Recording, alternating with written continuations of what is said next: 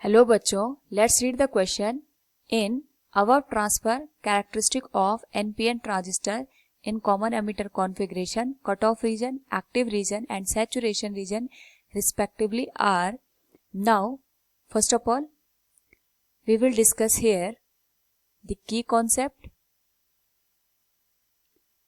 which is the transfer characteristic of NPN transistor और common ammeter NPN transistor. तो जो transistor होता है, it is a device which has 2 PN junction और इसमें 3 टर्मिनल होते हैं. इसको 2 तरीके से बनाया जाता है, एक NPN और दूसरा PNP. तो अगर हम यहाँ पे बात करें सबसे पहले ट्रांसफर कैरेक्टरिस्टिक की, तो जो ट्रांसफर कैरेक्टरिस्टिक होता है, it is drawn between output and input voltage. जो भी हम यहाँ पे आउटपुट और इनपुट क्वांटिटीज होती हैं, उनके बीच हम ड्रॉ करते हैं. इस पर्टिकुलर केस में हमने जो ट्रांसफर कैरेक्टरिस्टिक है वो वोल्टेज इनपुट और वोल्टेज आउटपुट के बीच ड्रॉ करी है. नाउ अगर हम बात करें यहाँ पे कॉमन अमीटर NPN ट्रांजिस्टर की, तो we can see it is NPN transistor which has emitter base and collector region. तो अगर हम इसको यहाँ पे किसी एक्सटर्नल सोर्स से कनेक्ट कर दें, उस पर्टिकुलर केस में यहाँ पे जो ट्रांजिस्टर होगा उसका इनपुट और आउटपुट जो रीजन होता है उसको अलग अलग तरीके से यहाँ पे बाइसिंग प्रोवाइड कर सकते हैं. तो सपोज अगर हम बात करें यहाँ पे फॉरवर्ड बाइसिंग की, तो फॉरवर्ड बाइसिंग के केस में जो N का पोटेंशियल होता है that is always less than P type, और जो रिवर्स बाइसिंग होती है उस पर्टिकुलर केस में जो N का पोटेंशियल होता है that should be greater than the potential of P type semiconductor. तो अगर हम यहाँ पे ट्रांजिस्टर को देखते हैं, ये बेसिकली 4 रीजन में काम करता है. उसमें से हम 3 डिस्कस करेंगे. First is active reason.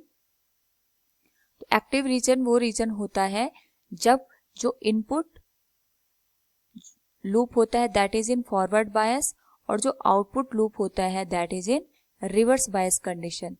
Similarly अगर हम बात करें यहाँ पे सैचुरेशन रीजन की, तो सैचुरेशन रीजन में जो इनपुट होता है that is in forward bias और जो आउटपुट रीजन होता है that is also in forward bias.